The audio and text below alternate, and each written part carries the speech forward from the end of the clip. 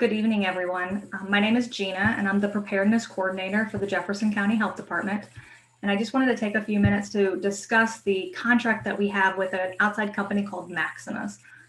At our last board meeting, the board did approve for us to enter into a contract with Maximus through the end of this fiscal year to be paid for by CARES funding. And there's been a lot of questions and a lot of concerns that have come through our social medias and through our regular channels asking about what that means for the community. So I wanted to start with just a little bit of a background.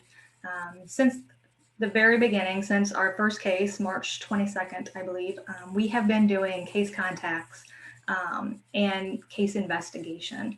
Whenever we receive a new lab confirmed case or a probable case, we do what we call case investigation. And that consists of us calling that individual, going through a list of questions that is required by CDC. So we want to know what kind of symptoms they're having, where they think they may have contracted this virus, and then we do some investigating to see who they may have exposed.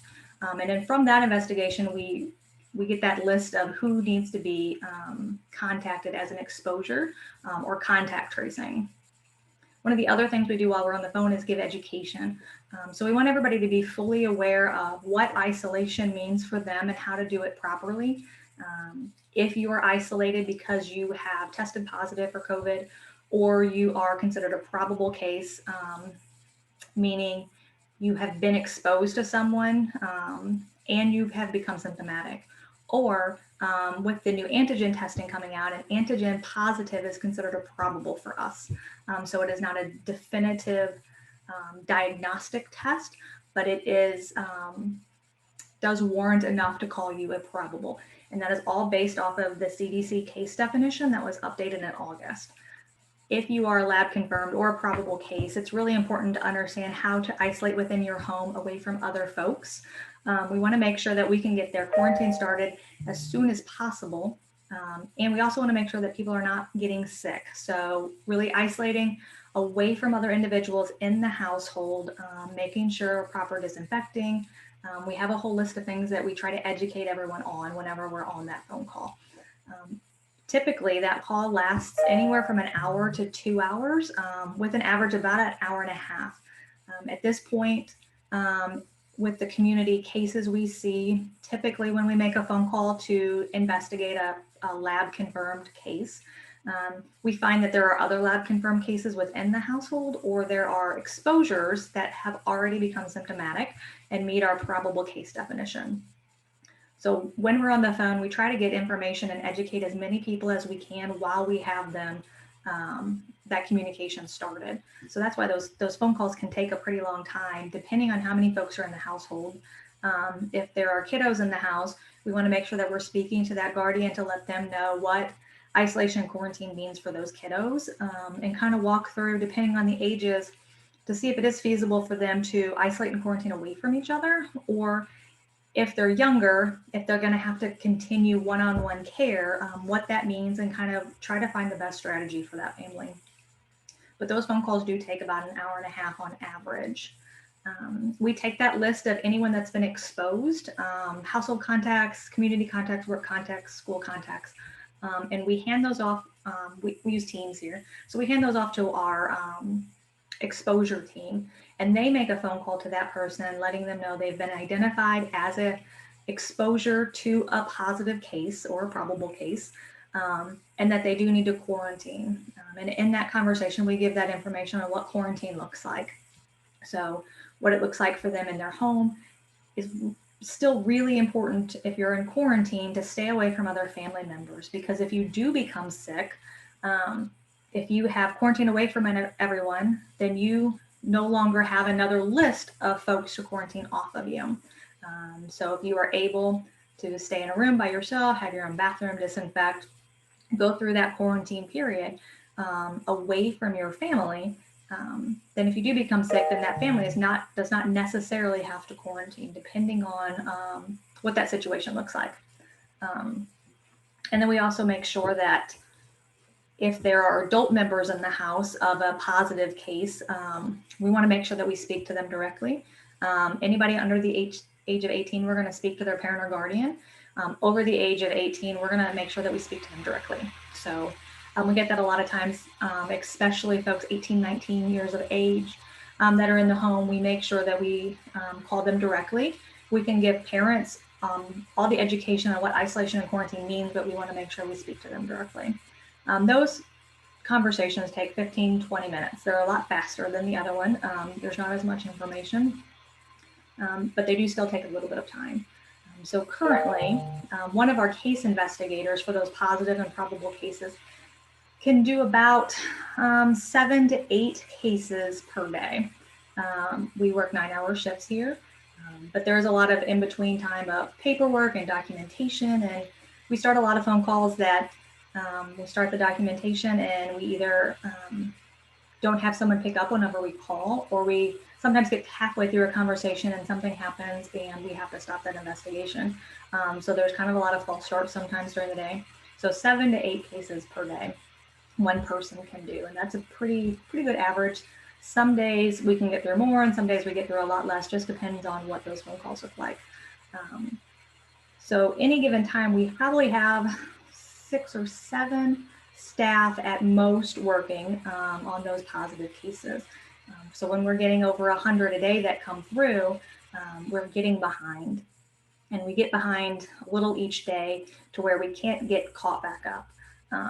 Some days are lighter, and those are good days for everyone in the community, but it helps us to start catching back up. But we know that we're behind. There just is not the staff to keep up with everything.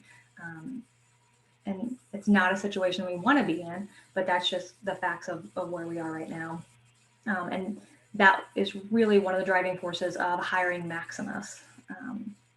So Maximus is a company that the state of Missouri has gone through the bidding process for multiple contact tracing companies, and Maximus went through the bid process and had everything approved through the state. And there are other counties in Missouri that are using this company already. So we did our research and felt that Maximus was the best fit for us. At this time, we have contracted with them to have 30 case investigators and 15 contact tracers. And they are scheduled to start tentatively November 9th. So we're working out all of the logistics right now. They're going to start in kind of a wave. So half of them will be trained, and then the other half, with the hopes that everybody will be fully operating and working independently before Thanksgiving. So that will be a tremendous help catching up on those cases that we can't get to within 24 hours. We do have an order from the state of Missouri for anyone between the ages of 3 and 21, so that school age group, that we investigate within 24 hours. So at this time, those kiddos are our number one priority. So we have a task force dedicated strictly to school age folks. And they also handle any staff that are associated with the school that were in the school building or sports setting while they were contagious. Our task force handles all of those. Our long-term care facility, we have a couple number one priorities. So our long-term care facility is also a top priority for us. And we have a task force for that. So they grab all those cases immediately. And then for our community cases, we start at our older adults, those folks that we know or have a higher risk of a more serious illness. And we start there and we kind of work backwards through community cases. So having Maximus start with us is going to be a tremendous help to make sure that we get through all of those cases. Because I know that there are folks out there that have not been contacted.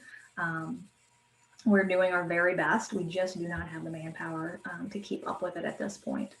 But once Maximus comes on, that is really the driving force of getting them contracted with us so that we can get all those cases caught back up and be able to contact people within that 24-hour period, because that is our goal for everyone. One of the other advantages of contracting with Maximus is that currently all of our COVID investigation and contact tracing is done by a staff member of the health department. We have been doing this since March. We really pulled folks back in April, May. We were able to let some staff go back to their regular programs around June-ish.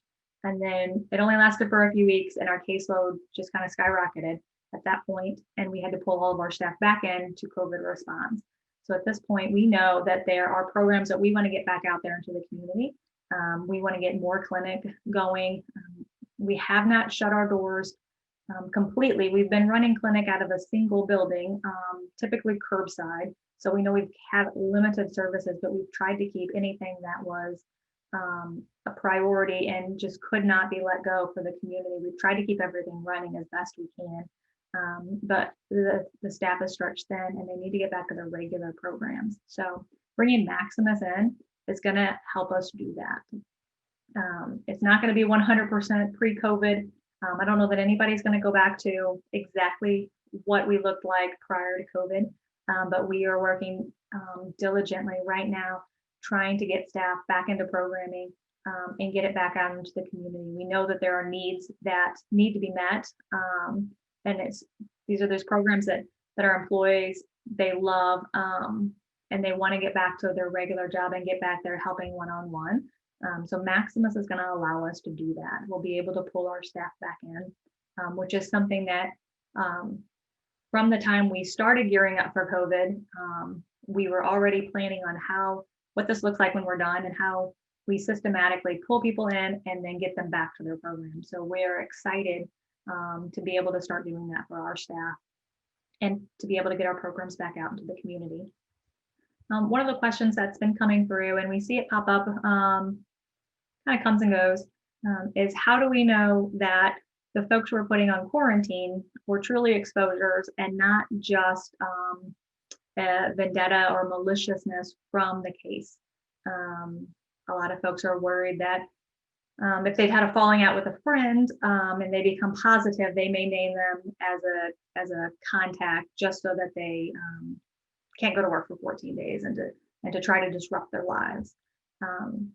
So during those investigations, and I talked a little bit about how long that first phone call takes, we walk through day to day, any day that is considered a contagious day for that positive case. We look at the day that their symptoms started and we go back 48 hours. For those folks that don't have symptoms, we go back 48 hours from the time that COVID test was collected, that specimen was collected. And most of us kind of have a chart. Our calendar is always up. So we'll start with that 48 hours prior. And if it's a Monday, we'll start with Monday, did you go to work on Monday? Did you have dinner or lunch with anyone on Monday? Did you have anybody over to your house?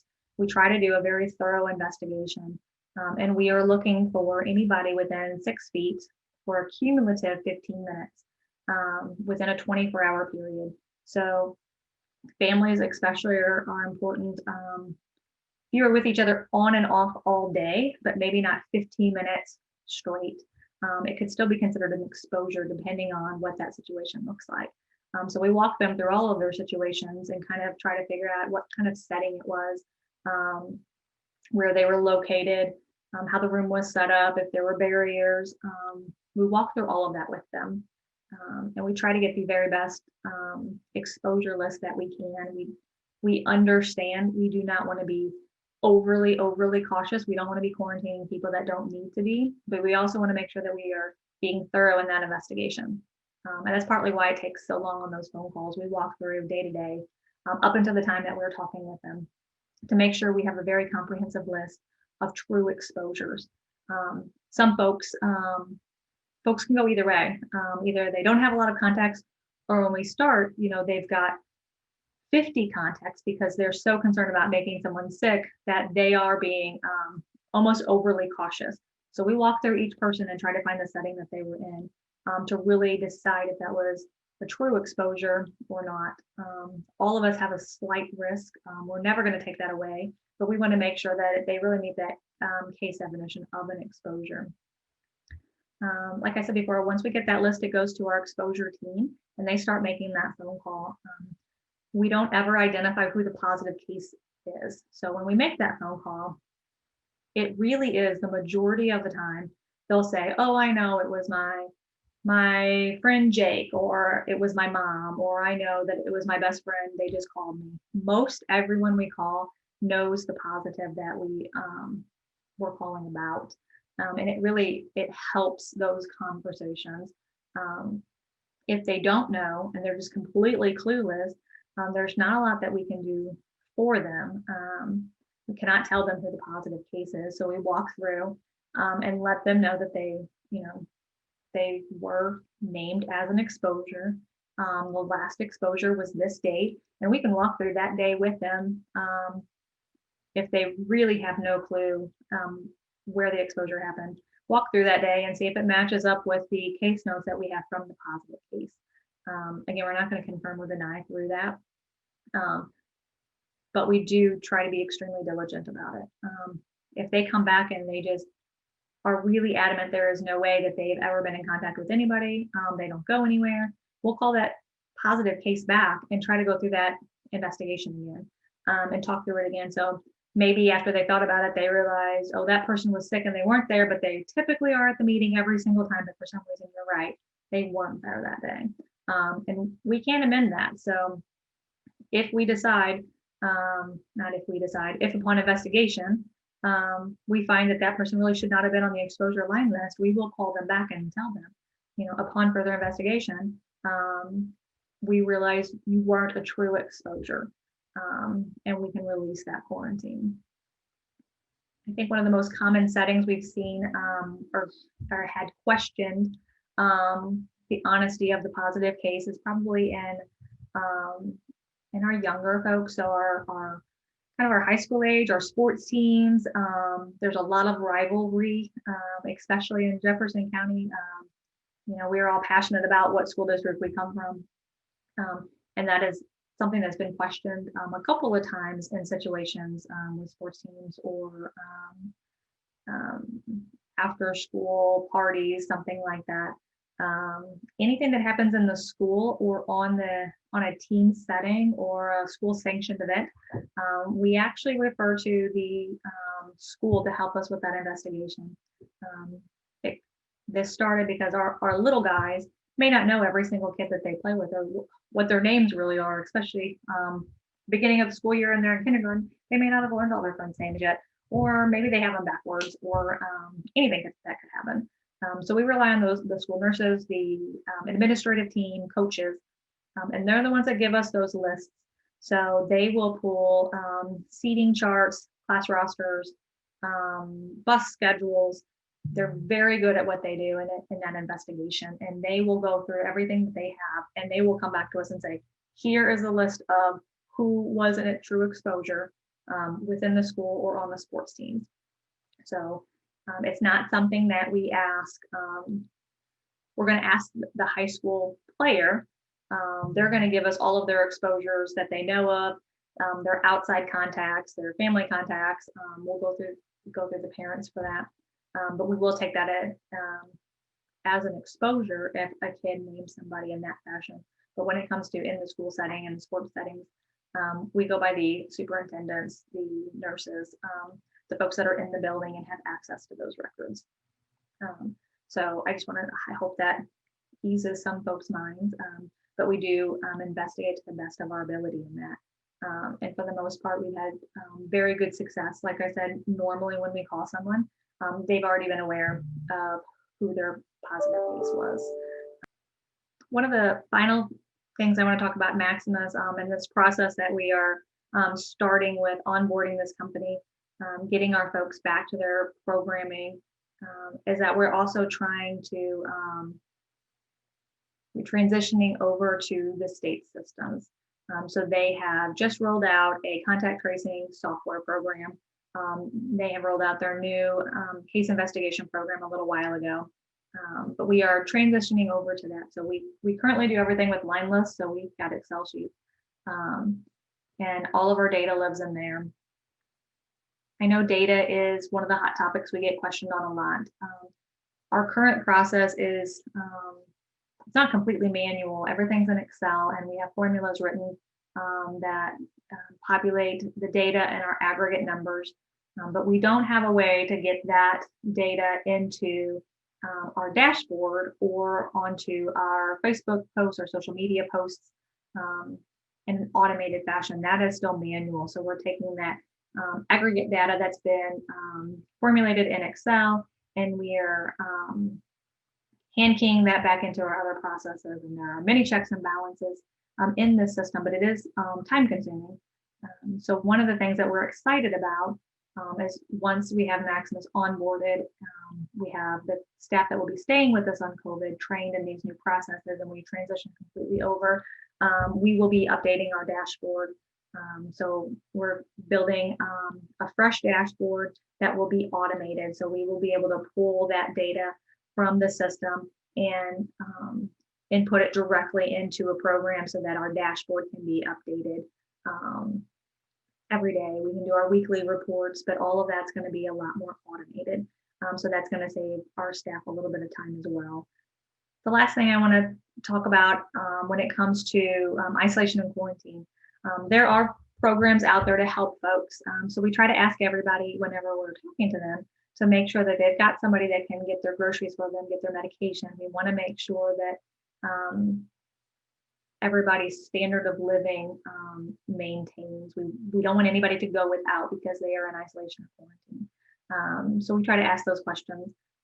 Internally with the health department, we do have resource navigators that work with other agencies throughout the county and the region that we can get folks in touch with. So if you know someone who's in isolation or quarantine, or you yourself are, and you are struggling and you need some help, there are programs out there to help.